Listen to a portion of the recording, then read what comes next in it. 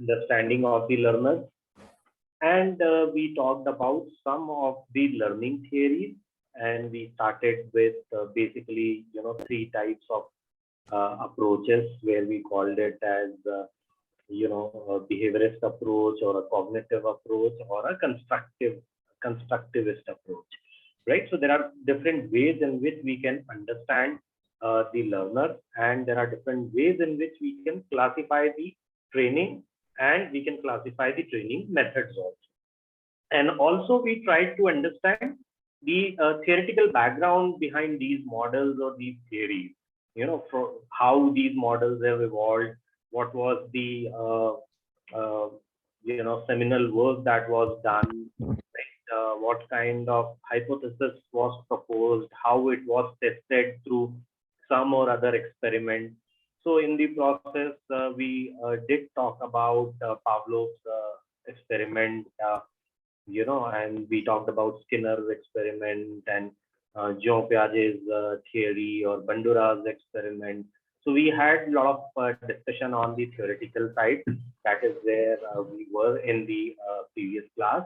And today I'll cover the little remaining part of the previous session that was left out, which basically talks about what are the methods. We did understand the theory, but how this theory is actually,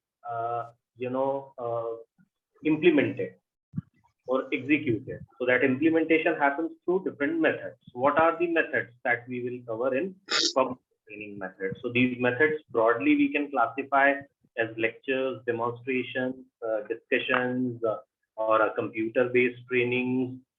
It is very likely that today, especially with the post-pandemic era, we may use all methods simultaneously.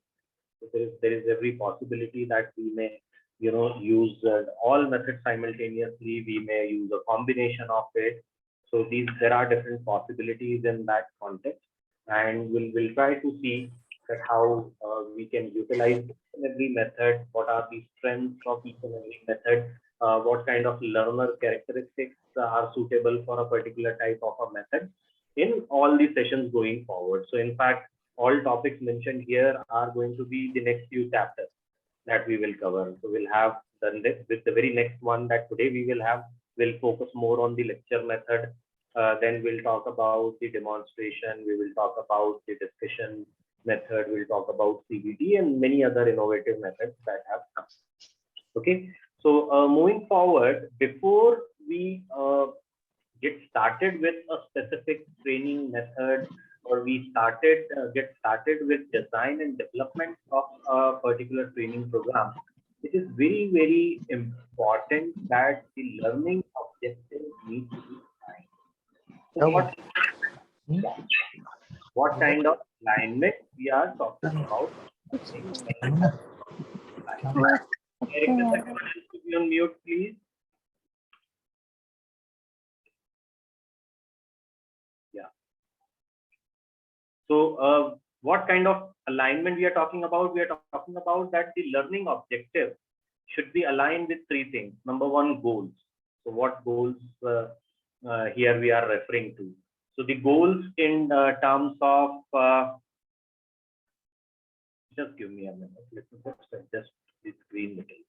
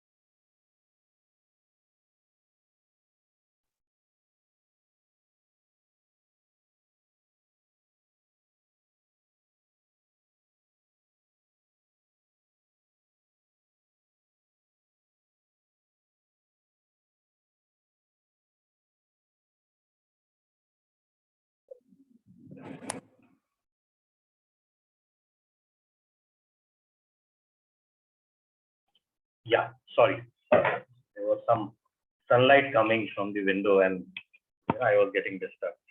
So hope it is properly visible now. Right. So we are talking about learning objective alignment. So what kind of alignment we are talking about? We are talking about alignment between three things. The first one is goals. What are the goals that we are talking about? The goals, we need to make sure that the objectives align with the identified goals of the organization, their strategic objectives, right? Their strategic plan, and the learning, should be in line with the needs and expectations of the organization. So that is the very first part, right? Alignment with the goals. Number two, there has to be alignment between the learners, right? With the learners. So design objectives considering capabilities and traits of learners. You can't expect a sea change with just a 2-day or a 3-day program, right? So the broad objectives or the outcomes of training need to be broken down into small modules, small objectives, and with every program, you may move a ladder above, right? You may climb one step and you move towards your ultimate goal or objective of the organization. And the third thing is that there has to be an alignment with the assessment criteria and methods. So whatever objectives you are setting, whatever outcome that you are expecting, your assessment methods need to be aligned. These days, even in academics, we don't talk much about objectives. In fact, we talk about outcomes. So everything we try to define in terms of outcomes that we expect after delivering a course or after completing a program, or a student, let's say, who does an MBA.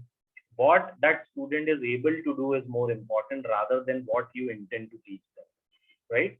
So that is what learning objective alignment is all about: alignment between goals, learners, and the assessment. It's a very simple formula, but when you actually try applying it in your practical life, you will find some or other kind of gaps in every training program, right? Sometimes the deliverables are too great, but doesn't suit or meet the needs of the organization. Sometimes doesn't match with the learner's capability. Sometimes everything is delivered very well, but you don't have a very tangible assessment of how much you have achieved in terms of what you expected. So these are the things that need to be taken care of. Moving forward, we will talk about another approach which we call as behavioral modeling approach. Now, what happens in a behavioral modeling? So as other methods of training that we talked about, especially cognitive, in behavioral modeling, it is basically useful in a coaching or mentoring kind of a situation, right? These two terms are becoming very popular these days. There are a lot of people who claim themselves to be leadership coach or a behavioral coach, right? So there are a lot of coaching and mentoring happening. This is more of a one-to-one kind of a model, right? Training happens one-to-many. There are 25, 30, 40 participants depending on your organization and the objectives of the program. But generally, coaching or mentoring happens one-to-one or with a small group, maybe 3 or 4 groups aligned with one mentor, right? So how that process works, how the process of behavioral modeling. So by showing people who I am. So behavioral modeling works by selecting the trainer, okay? And you have to then identify the skill deficiency. So this trainer basically does a very detailed training need analysis of the mentees or the learners who are assigned to the trainer, and identify the skill deficiencies. After that, the trainer need to provide a credible model. Why this credible model? It doesn't, if someone becomes a coach, it doesn't say that you have to follow what that person says, exactly like that. Why? Because the person is a coach. So then it becomes, as we all see, typical uh, spiritual gurus or Baba kind of situation. So there are so many Babas these days preaching a lot of things, and people follow them blindly just because they can speak well, or they talk some good things, and we get motivated, we get energized, and we feel that we should follow this uh, spiritual guru or a Baba or as a mentor, right? But in our professional behavioral modeling training approach, there has to be a very strong theoretical underpinning of what you are doing with the mentor. So you need to say that, these are the leadership models that I am going to talk about. These are the leadership models that basically I am going to implement, right? For example, we have done a lot of cognitive learning theories, right? And there was a model, there was a background, there was an experiment, and there was a proof that it works. And then when people adopted it in their actual corporate life, they found it to be useful. The same applies to behavioral modeling also, where you should have a strong understanding that what role this trainer or this mentor is going to play, what level your mentee or your trainee is at, what kind of behavioral changes you are looking at in the person, and how you are going to implement it, or rather reinforce it by use of various interventions. So the model says select the trainer, identify skill deficiencies, provide a credible model or a path, right? Reinforce the correct behavior, break skills into small behavior, establish supportive climate, conduct review sessions, and manage the consequences. What is happening? You work on each and every skill in bits and pieces, and as the experiment that we did in the previous class, connecting the dot. So you have to connect the dot in the end, right? You can't connect the dot looking forward. You can connect the dot looking backward from where you are coming and where you want to go. So that is what we call as a behavioral modeling approach. There can be different types of roles that a trainer may play. Yeah, Krishna Jha, you may ask the question. Sir, hi sir, good morning. Sir, ये manage consequences इसका थोड़ा सा elaborate करिए ना sir, please. Sure. So what we are talking about when we are saying manage consequences, we all work in a very open system. Look, you have a mentee, you have a trainee, you are a trainer, you know what are the skill gaps, okay? But after applying certain intervention, after implementing certain modules, you have to conduct review sessions, whether the behavioral change is happening or not, okay? Now, if that change is not happening, so you will have to either change the intervention, or you will have to rework on your objectives, or you may have to sometimes rework on your entire approach. There is every possibility sometimes either the mentor leaves or the mentee also leaves in between. So there are consequences of the review process. Okay. So reviewing is just not for sake of reviewing by saying that, okay, I tried, it did work or it did not work, or I can see this change or I cannot see that change, right? You have to manage the consequences of this review process in terms of reworking or going back, taking the feedback loop, right? I hope I could explain. Sir, just a follow-up one. So does that include that if there is certain gap between the outcome and the expectation, then again reworking and designing the program and all those things will come? Yes. So objectives or the skill gaps will remain more or less same, because you have framed your objectives based on skill gaps, right? So those skill gaps were very well identified. Now the point is that with a particular intervention, if you are not able to meet that gap, you will have to try out a new intervention. How do you know?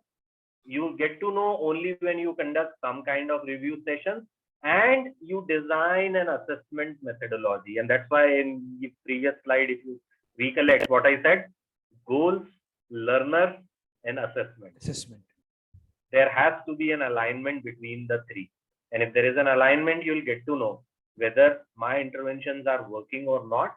And if not, what is the alternative way out, right? And there is every possibility. Sometimes the mentor may give up or a mentee may give up. Right? There is no guarantee of success. Thanks, sir. Thanks. In any behavioral change intervention, right? Yeah, there was one more raised hand. So, Bhupinder ji. Sir, good afternoon. Just to take the managed consequences is nothing but the feedback system given to the different stakeholders. In fact, feedback system is the part of review session that you are doing, and managing consequences is actually your post-review action plan, Okay. which Got it, could sir. be, change in mentor, change in mentee, change in intervention. Sometimes, very, very rarely, maybe change in objective itself. Why? I'll give you an example. So let's say we identified that there are certain gaps. Let's say this leader is missing in terms of inclusive approach. This leader has too much of, I kind of an attitude, right?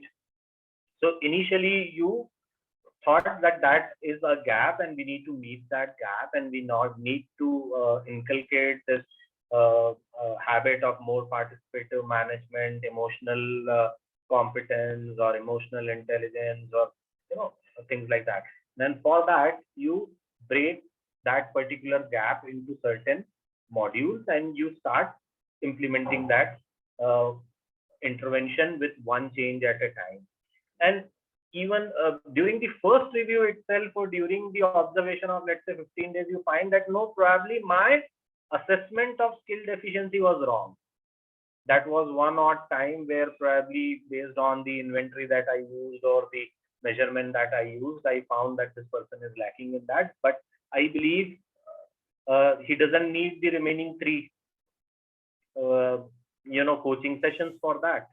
So you may change sometimes, very rarely it happens, but there is a possibility, but we have to go with a very open mind. And that's why feedback and feed forward is very important in a training session. Right? Yeah. Yes, sir. Thank you, sir. Yeah. Parmida? Hi, sir. I wanted to ask, providing credible model, is it something to do with ideation in a way that, coming up with a blended way of training? Is it something to do with the ideation stage, or it is completely different if you can? No, it is in fact different. So what I'm trying to say here is provide credible model is that you have identified some skill gaps. Okay. Now, how you are going to meet those gaps? Will it happen by simply preaching them? No, you are not inclusive. You are very aggressive. You are very rude sometimes. No, you have to work out a model, a plan, right?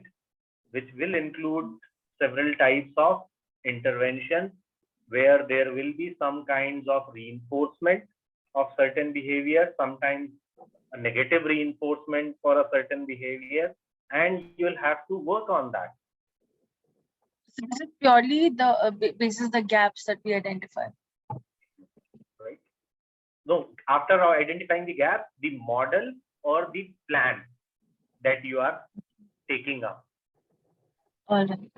to bring about that change or to meet those skill gaps. Okay, I'll give you an example.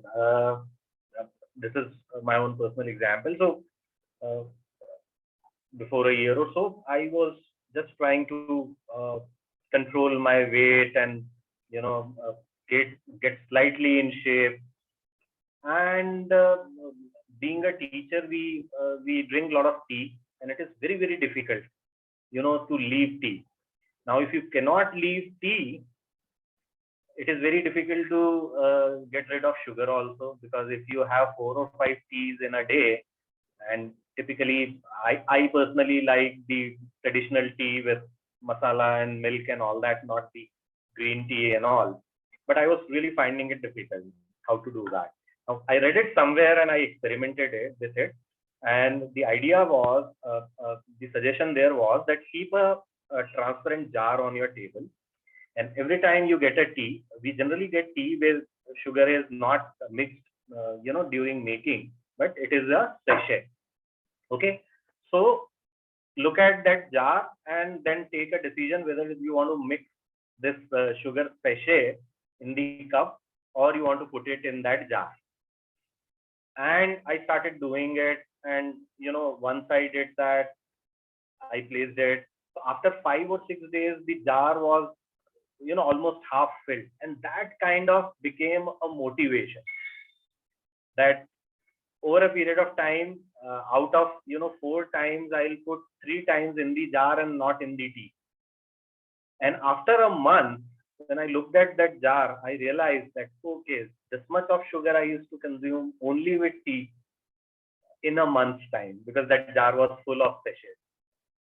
Like a very small example, but what I'm trying to say is that when there are some kinds of reinforcements, what was the reinforcement here? That jar, transparent jar, which was getting filled up every day, became a motivation for a very simple thing, to avoid sugar.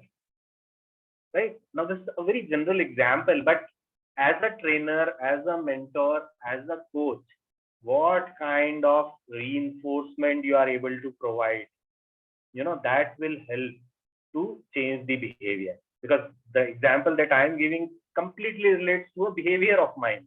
It was completely my decision whether I should add sugar or not. Right? I hope this example makes sense and relates to your query. Yes, thank you. I think it relates to the next point, reinforcing correct behavior. So yes, Yeah, thank fine. you, sir. Thank you. Sachin? Yes, sir. So I just want to ask one thing. This is about this model you have present over there. So, for example, we are conducting this behavior model for 10 participants, and after completing the complete process, so we found that there are 2 persons who are not actually able to work as per the company requirement.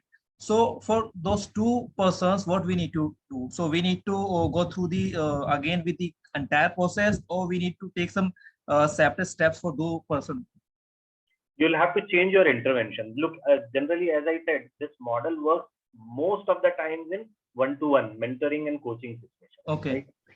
So it can't be done in a group.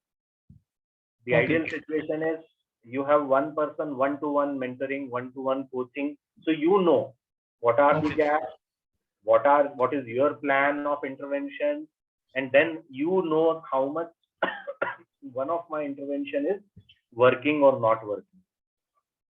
Okay, sir. Got it.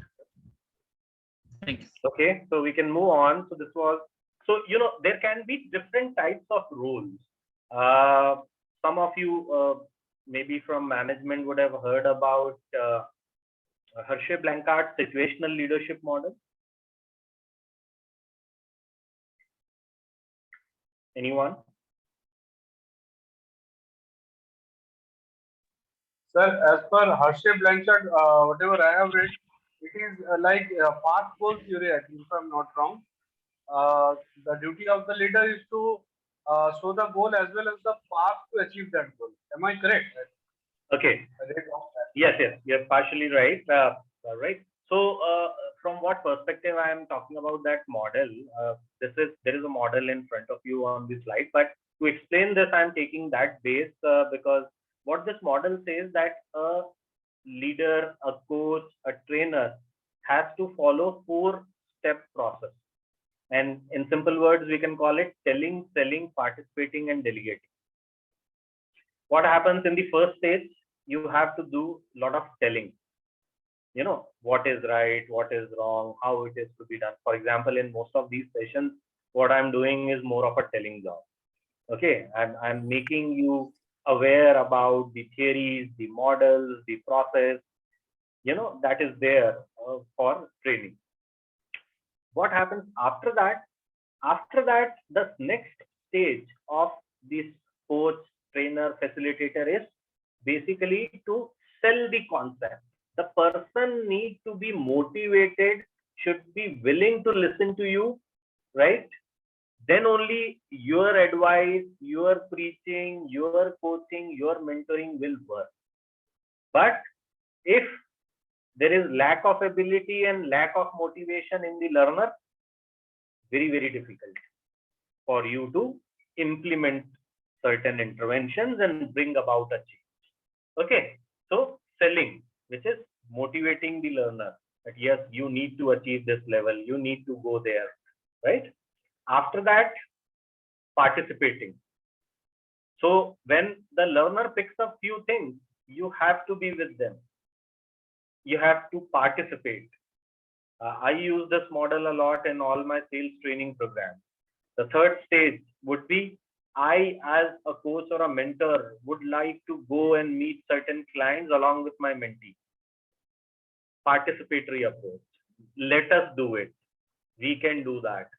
And then later, the fourth stage, the leader, coach, mentor, trainer will step back and will try to push the learner or the mentee to adopt the behavior. And that's where it comes delegating, right? So a very simple approach, telling, selling, participating, and then delegating. And once you are able to delegate, what it means, the behavior that you wanted has been changed, or the skill that you wanted the learner to have has been acquired. That's why now you can step back and let the learner do the same thing, right? So there can be different approaches. For example, you may play a role of a coach, you may play a role of a facilitator, you may play a role of a subject expert, you may play a role of a standard setter and evaluator, right? And maybe all four at different stages during the program, right? For example, coaching will be more about, works on one-to-one feedback mechanism, developing plan, that how we can do it. When we talk about a facilitator approach, it is more of a, I will tell you how to do it, but you try. Okay, inside out learning to draw out motivation and self knowledge, create personal relationship and dialogue. A subject expert is reflective, authoritative style. This is what Skinner said, this is what Pavlov said, proven, Hershey Blanchard said, adopt it, right? Because this is the best approach, right? These kind of sessions will be full of knowledge, anecdotes, models, theories, and sometimes it could be objective, result oriented style. We want to be there. This is how we are going to be there. And I'm going to evaluate at every stage. And right, if you're not able to achieve that, we will have to take a call whether to continue with this or not. So it is more of a evaluation is possible only when we set the standard. If we have to measure something, setting standard is the first stage. We want to measure height, we need an inch step, right? Or a scale to measure. We want to measure weight, we need a weighing scale. So that scale is very important. Setting up of objective is very important. And then a sound evaluation methodology is very, very important. Yes, Amarnath. Thank you, sir. Sir, my question was with respect to this framework. Does this framework only apply to the learner or the trainer also? Both. Both. Right? Okay. In fact, more to the trainer, that what approach you should adopt, whether you should adopt a coaching style or a facilitator style or a subject matter style or an evaluator style. And practically you have to do all. Right, exactly. Sir, could you please name the model once again? Look, the model that I talked about is Hershey Blanchard situational leadership model. We say that, there are four approaches, different, your learners or mentees would be in different situations. So based on the situation, you need to change your leadership style. And that's why the four styles are defined as selling, participating, and delegating style, right? All are leadership. So I'm drawing from that. And this is a model where we can have a learner focus and a subject focus, and how you can bring about behavioral change or behavioral model. Okay, thank you, sir. So with this, we are end to the part that actually we are supposed to cover in the previous class only, and we'll move on. But I would leave you with certain questions for this particular session, which you need to think about, right? So for every training program, always think that, how this training will impact, the wider context, and how it will impact you. What are the measures of success to keep track of your training? Which activities will you seek out for support? What are the challenges that you face? What can stop you from achieving the goals of training program? What can you do Sir. to enhance Excuse your me, sir. ability Sir, to achieve your training objectives? Yeah. sir, there is You a are not issue, sir. clearly Yeah. audible. Okay. So maybe there was a network It connectivity. is still there. Still there? Okay. Let me just see. Yeah. Am I audible now? Just speak again, then we Yes, can sir. realize. Better, sir, better. Yes, sir. Yeah. So sometimes, it is both ways. When you are So still it is there. While you're speaking, there is some noise behind actually you. While you're speaking only. Right. If you're not You are- speaking, then everything is okay. But as you're speaking, there is some noise. Sir, from my end, I'm not getting any back noise or But something. we can like hear that. you, sir. There is a very feeble sound when you speak, but we can hear you. At least I can hear you now.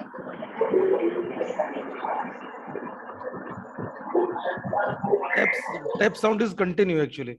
Tapping sound when you are speaking. We are listening your voice properly, but tap sound background, I don't know how it is coming.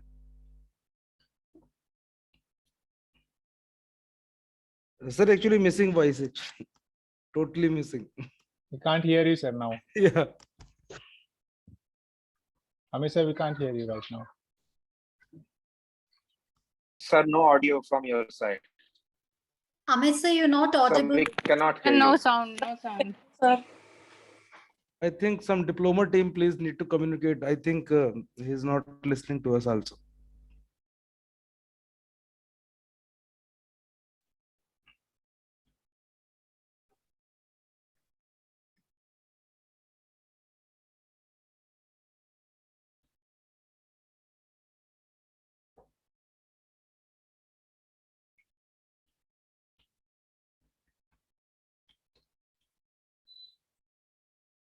Sir, we cannot hear you. I don't think his I sir, think your he audio is- is not coming at all. I think he is also unable to hear us, I think. Yeah, that's the problem.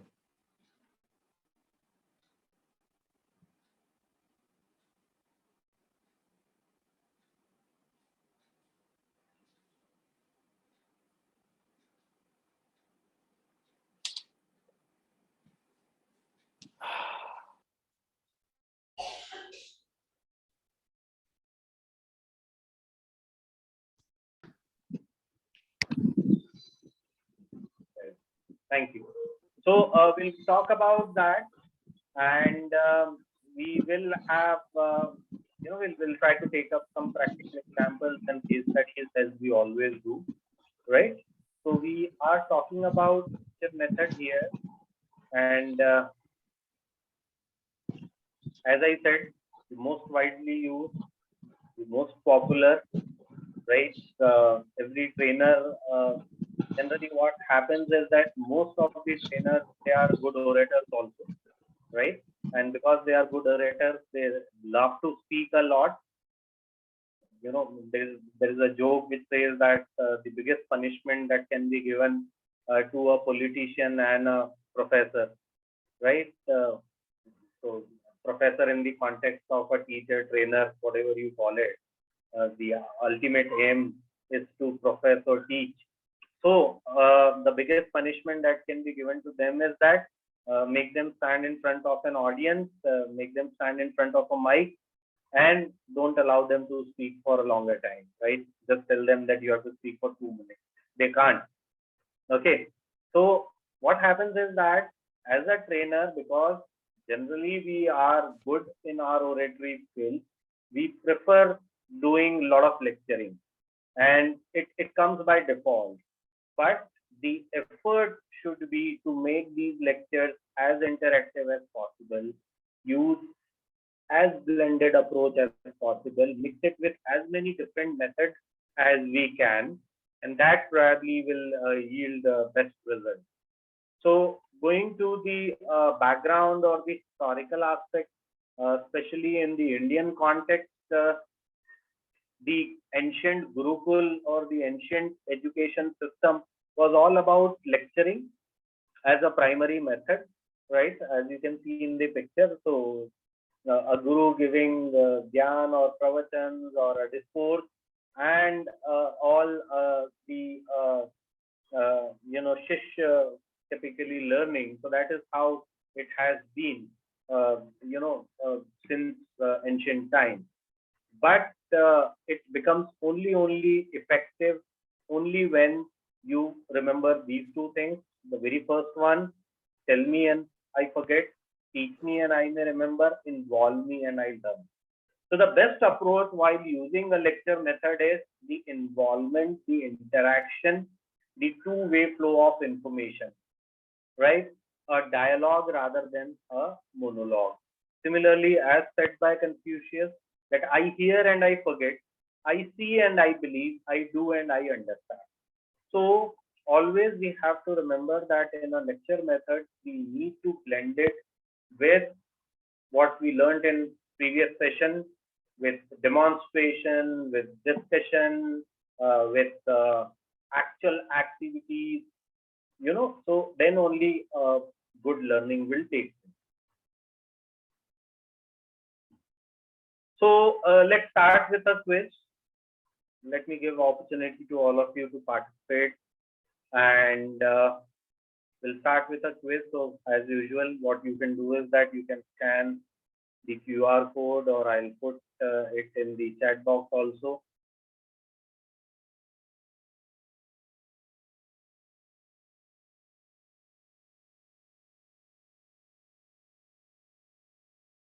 Right? You can click and you can share your opinion, and then we will move further. You have 5 minutes for it.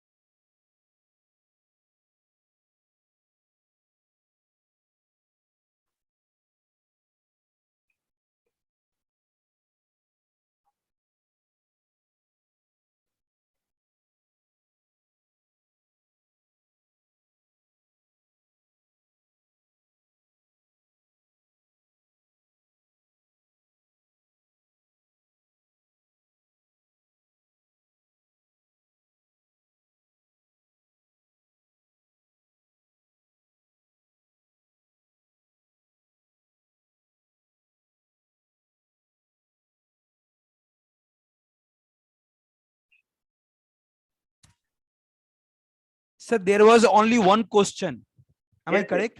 Yeah. One question only. Okay, I want 3 responses. 3 best ways to engage learners.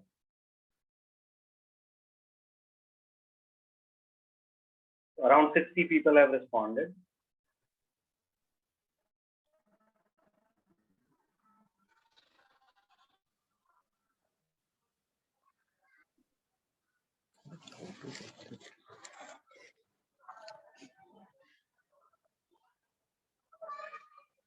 Last 1 minute.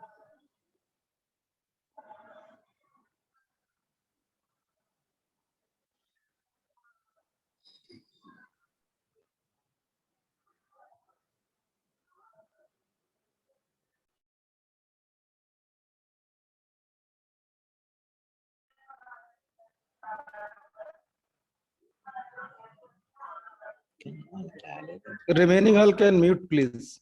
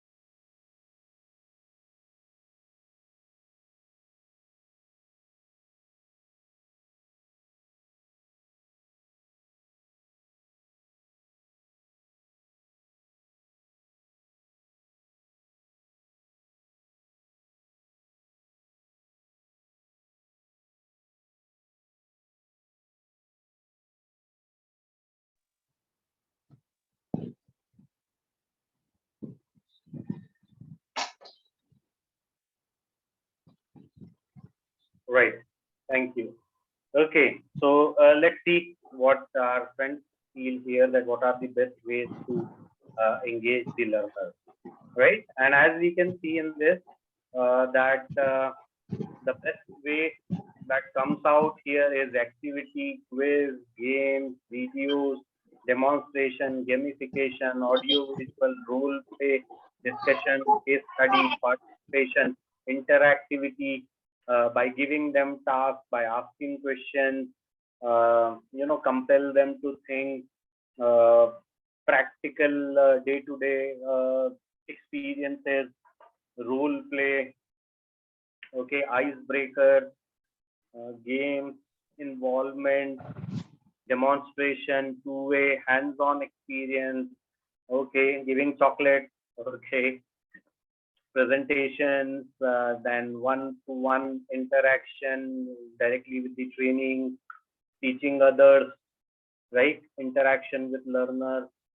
Start with a story, let them present learning, real life experiences, developing curiosity, teaching to peers, let them teach the concept, question answer, task based learning, real example,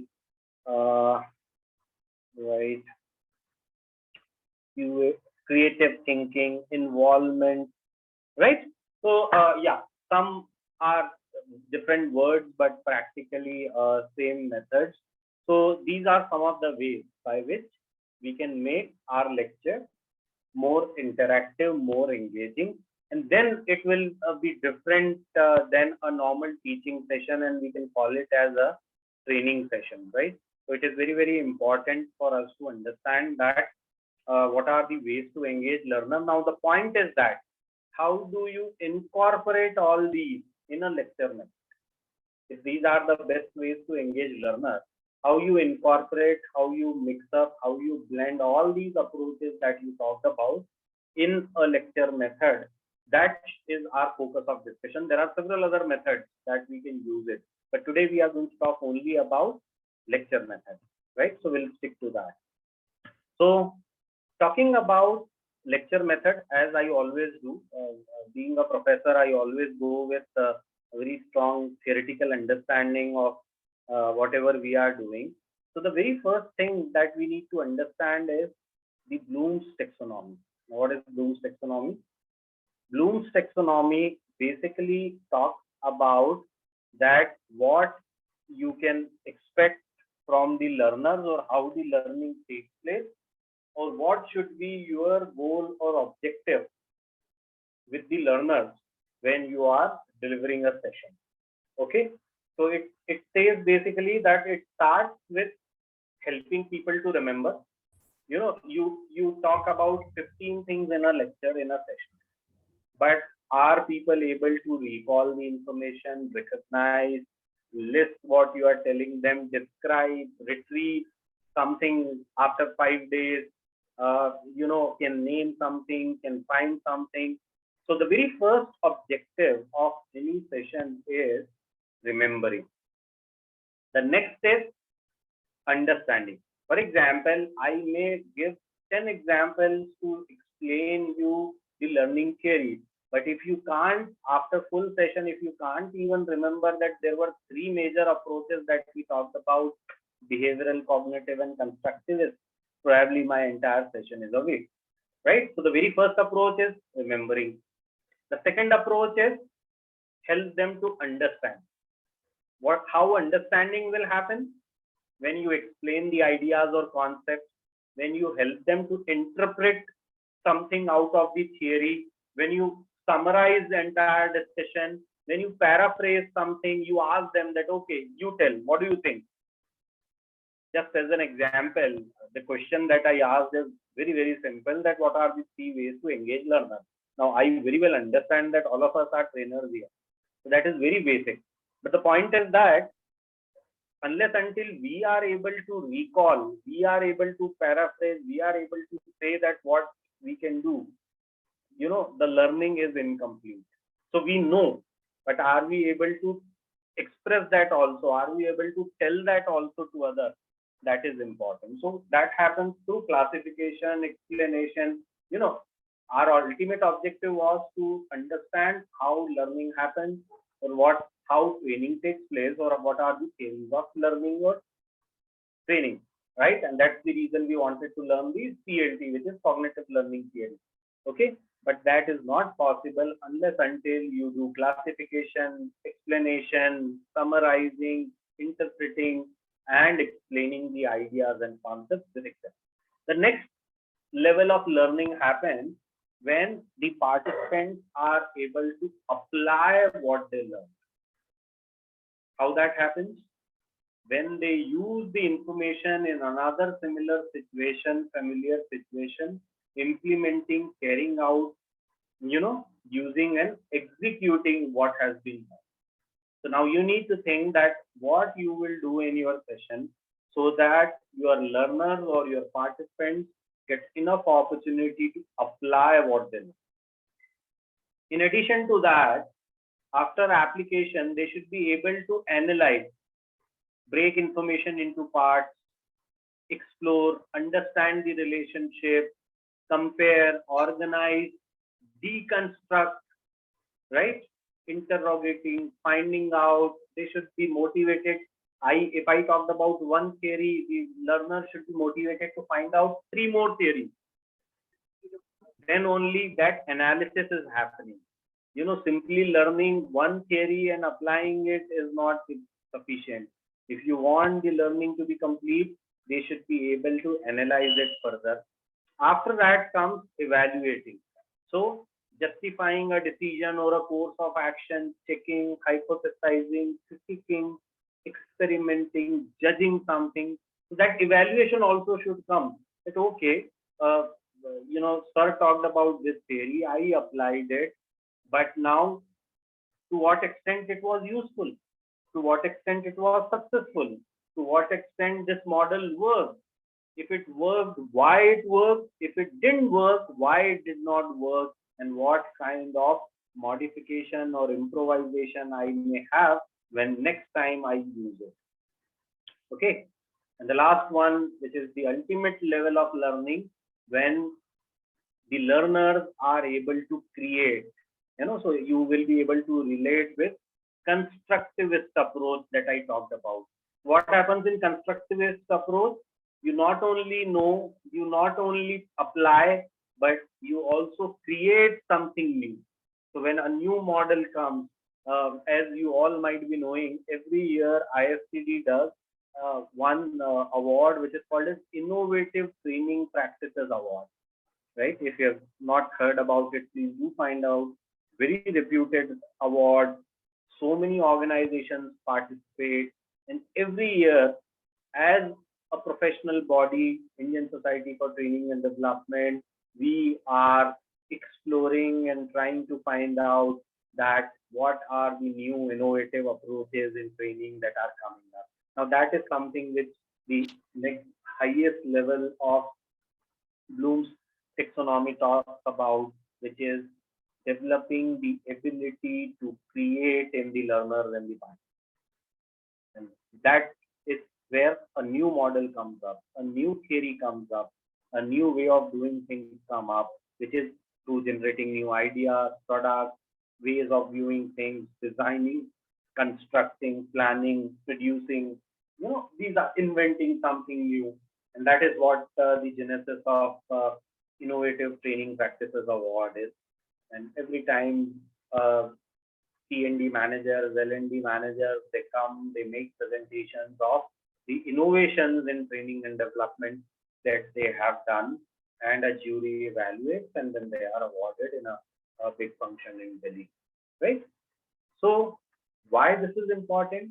Now, what you will do in your session so that you are able to take the learner from remembering to creating.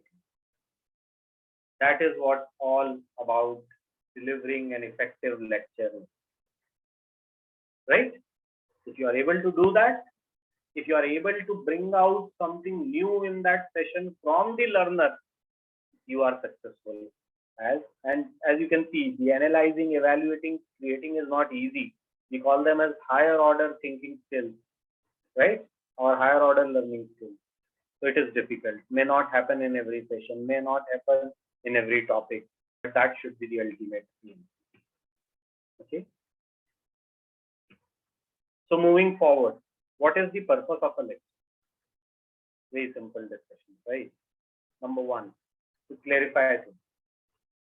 Okay, to expand on the content. There is always a reading material. All of you have that.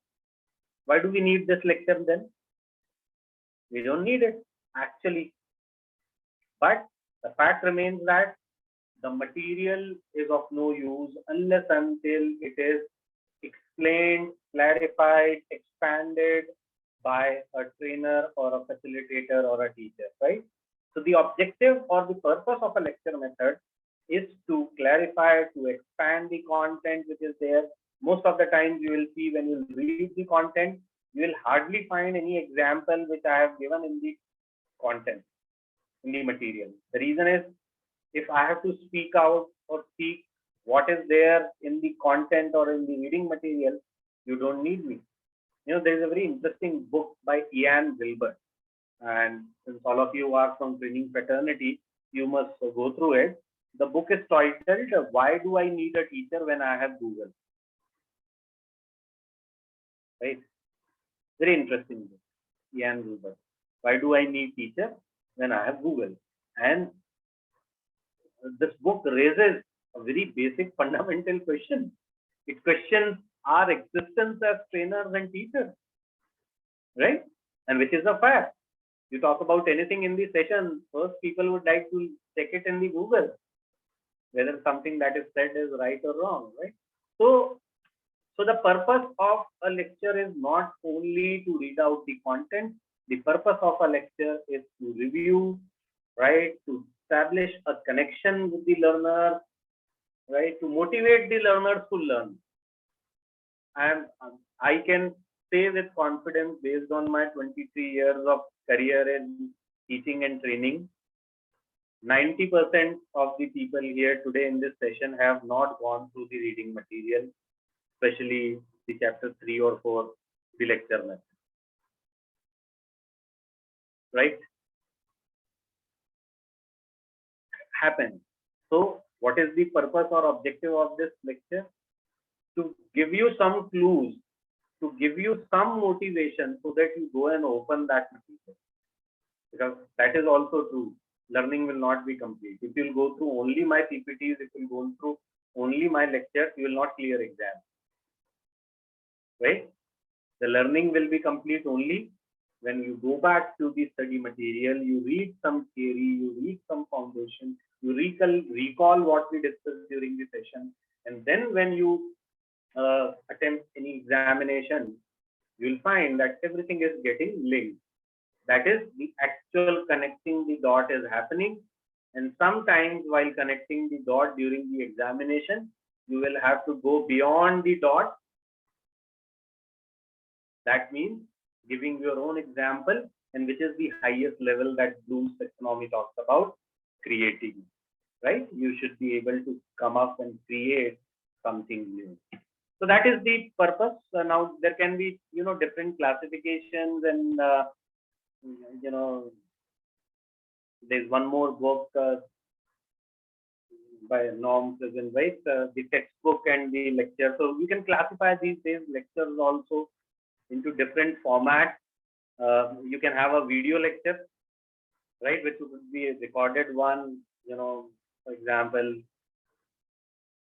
But that interactivity has to be there, right? So I was taking a session on entrepreneurship, and some of my colleagues also joined in, and we had a very interactive video lecture, right? Most of our sessions are video lectures, so I need not to talk about what is good, what is bad about it, how you can make it more effective, right? Then you can have, by virtue of medium, online, offline, synchronous, asynchronous, right? Different formats to which it can be delivered.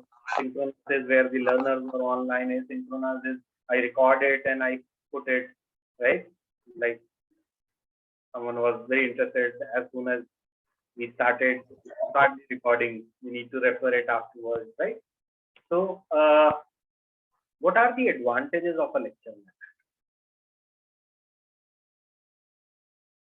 Quick points from some of you. You can clear your doubts instantly. Okay. Get the basics right. You get the It correct helps perspective towards whatever is written. You get the right perspective. Okay. It is interactive. Actions could be Sir, better registered. clarity. Yes, clarity. It Actions helps could both be registered. auditory and visual senses. Both are engaged. Yes, Okay. sir. Sir, I agree with this. It helps to connect better. It helps to connect better. And sir, if you don't understand anything, you may re-ask, and the lecturer may explain it in a different manner, which is suitable for that particular candidate. Okay, Parmesan. Life and practical Better example. interaction. Better interaction. Written material versus the actual practices, whatever we are documenting and what is going on in industry. Real life and practical examples. Yeah. Right. So They are planned. A better focus, like you said, no, grabbing attention is better. So, right. So in fact, there is a model that we follow in most of our sales training programs also, and we call it as AIDA model. So we call it as attention, interest, desire, and action. So typically, I teach this model in sales process. That what should be your objective in a sales process. The ultimate aim or objective is that person should buy your product, right? In a lecture, the ultimate objective is the person should buy your idea. so can you repeat this? Attention, desire, what you were saying? Yeah, it is called as AIDA model, AIDA, attention, interest, desire, and action. So we typically teach this model in our sales training program. And the idea is that once you meet a customer for the first time, especially in the personal setting, your is create, to gain attention. If the person is not listening to you, will that person ever buy a product from you? Not at all. Okay. So you first gain attention, then you create interest in yourself, in your product, in your company. Then through your presentation, you should be able to create a desire. अरे यार, अगर car खरीदनी है, तो I have to buy, let's say, Jeep Compass only. Now that is desire. And how that happens? That desire happens because you told about the product, in that manner, right? So attention, interest, desire, and the last one is action. You may speak to them for 2 hours, but end of the day, if they don't buy, there's no action from the customer. So you have to actually push them towards action. You have to close the sale. You have to close the customer. You have to close the discussion. You have to take the payment and you have to give delivery of the product. Okay, so that is what we call as action, which is the ultimate aim. In a typical lecture situation also, I believe, because a lecture is also a communication, a sale is also a communication, right? Here also I am selling something and you are buying something. There also something is sold and something is bought, right? Here I am selling my idea, I am selling my concept. Today I am selling the lecture as a method to all the trainers. Now, if you don't buy that idea, I fail.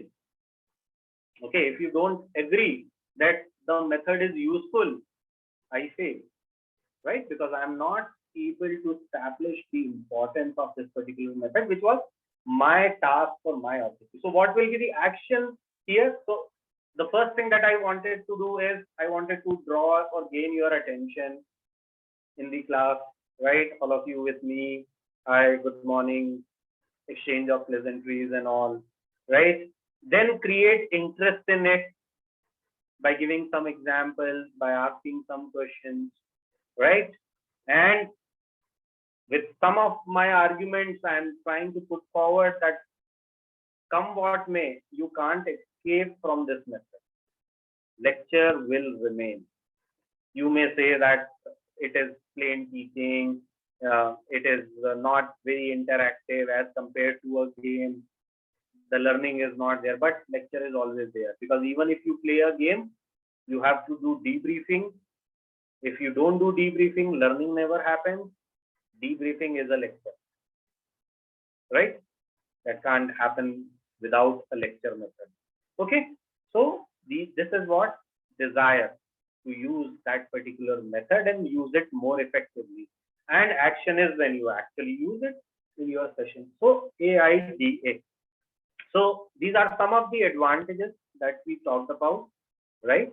Now we'll discuss how to make the lectures more effective and more engaging, right?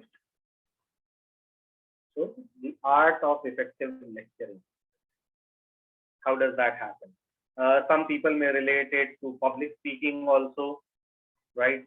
Some of the trainers I met, they are part of different clubs, Toastmasters, and different forums they are part of, where they get more and more opportunity to speak. And when you speak to a bigger audience, it is typically a lecture method. Okay, so how to make your lectures more effective? Number one, be well prepared and plan it. Okay, being unprepared, sometimes it happens. For example, I might be teaching this session at least 25th of time. If I become complacent that no, I'll start the session and I'll go ahead and I'll teach it the way I've been teaching, then what happens? Sometimes there are possibilities of ambiguity. Sometimes there are possibilities that the student satisfaction is not there. What I do still, if I have to take a class, at least half an hour, 45 minutes prior to that class, I'll review the material, I'll review the PowerPoint, right?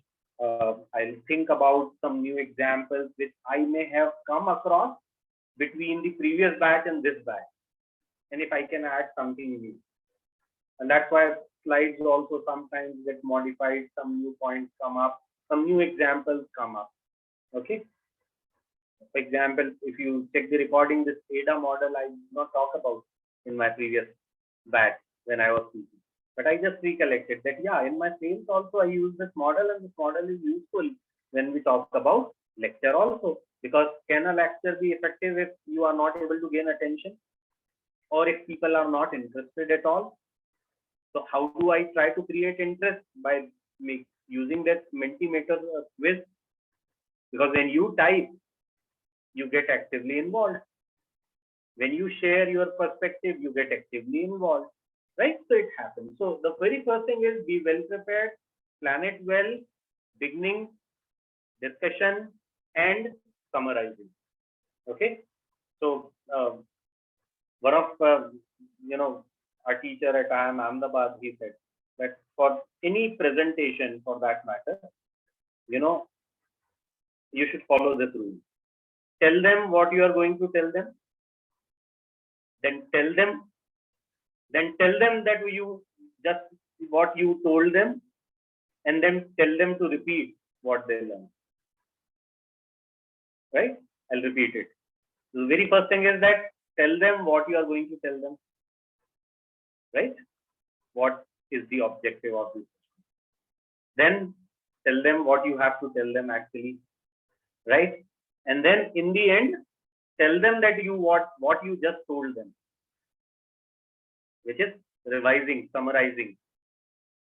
And then also tell them to tell you what they learned.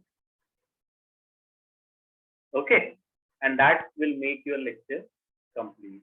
So in most of my sessions, I try practicing this, right? And start with the objective, I'll end with the summary, right? And a lot of discussion in between. So be flexible and accommodative, right? You should not say that, no, this is not part of today's class. Will not talk about it. Even if you know that I'm going to cover it, at least tell them that, yeah, I will cover it in next session, or I'll cover it in third class session or fourth session, or in third chapter or fourth chapter. So let's not take it up right now. But in brief, just give them a perspective. Don't simply shy away from questions, right? Clear objective, assessment and evaluation, asking questions, technology, real life examples. So probably what I'm writing in this, all of you already mentioned in that collage. Okay. Feedback, small modules, active learning activities or techniques, right? These are some ways to make lectures more effective. How not to make it ineffective, or what errors to avoid? Very first thing, making a good eye contact. Have a very positive body language for delivery. Your tone and pace matters a lot.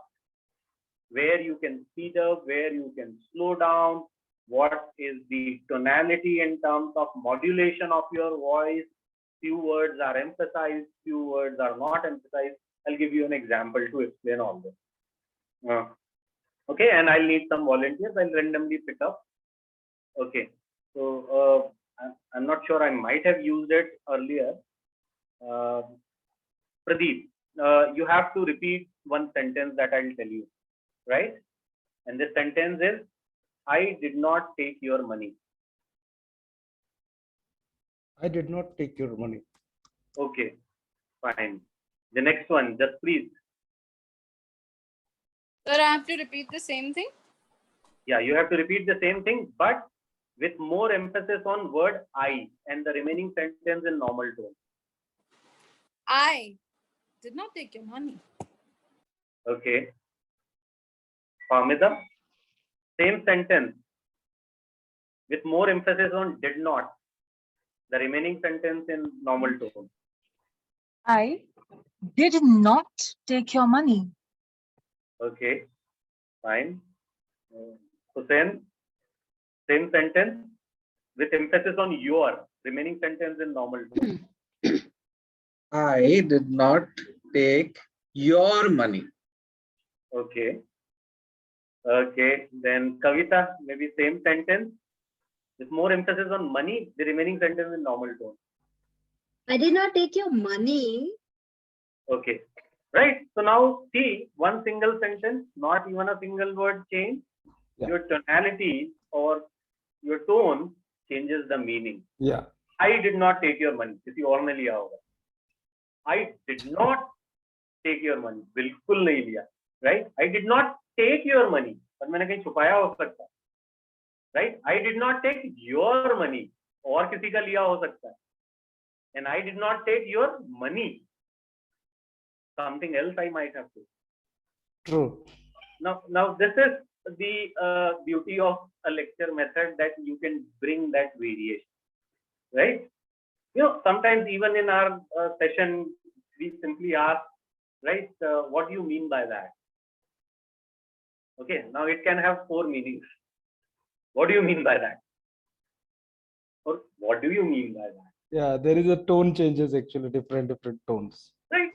So all these aspects are very, very important. So these errors need to be avoided, right? You need to have your positive body language. You need to have proper tone and pace. Some people speak too fast, and some people speak too slow. Both is not good. A balance has to be there, right? Sometimes, especially in our training program, typically we speak most of the times in English now. Always, everyone might not be very comfortable. Few people come from vernacular background, right? South, east, north, west, right? Different.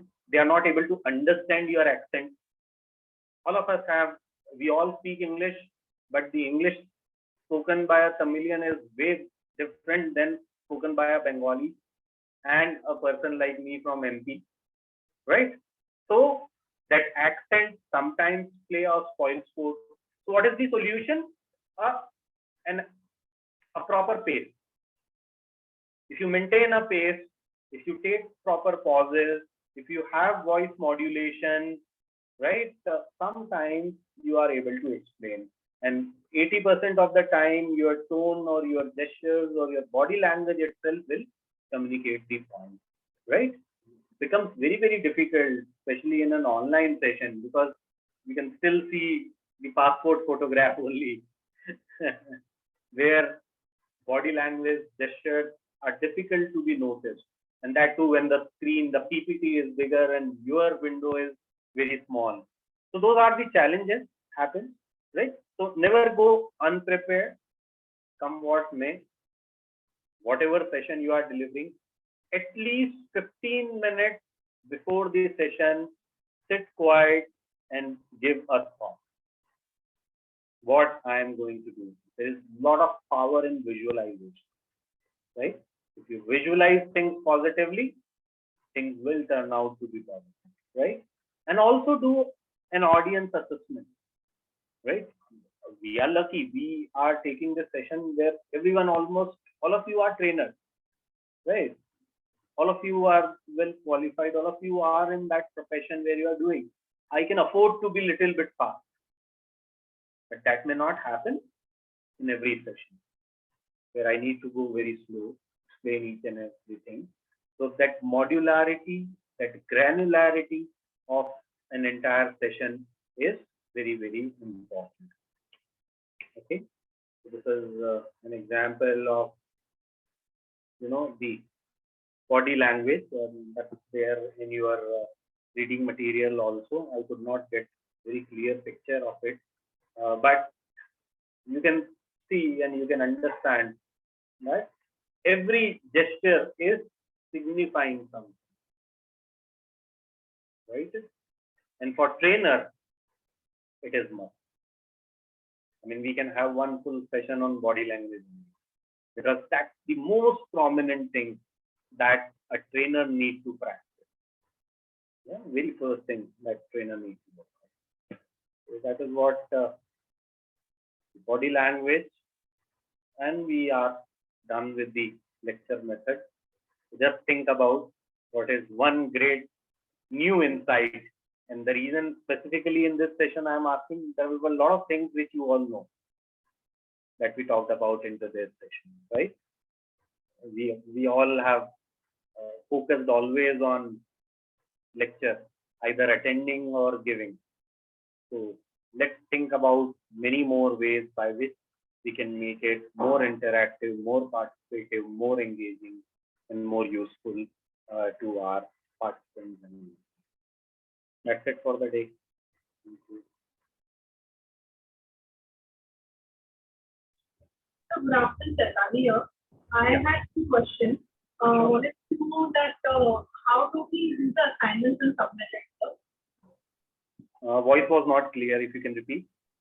One. So how do we do the assignments and submit it? Yeah. So I mean, What to do, I can tell that there are certain questions. These are more practical questions.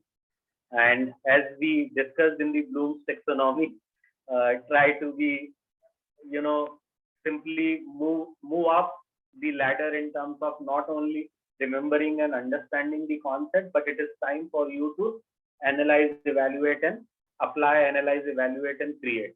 So give a lot of examples and share practical examples from your daily life. That is one approach. For submission guideline and all, because we are not involved in the process. So in which format it is to be submitted, online, offline. Honestly, I'm not much aware about that. We are not involved in that. Okay, no problem. I'll check with the office then. Thank you so much, sir. Any other question? We still have 5 minutes. So Margaret here. Last week you had given us one quiz before we ended the session. And for me personally, that quiz was very tough. I did not get a good score. I was wondering if you can discuss about that. What is the best way to attempt it, or what is the way, how we get the correct answer? Right. So, generally the aptitude-based tests are also considered as part of cognitive learning theory. And how to, attempt it? I'll just give you one insight on that. Just give me a minute.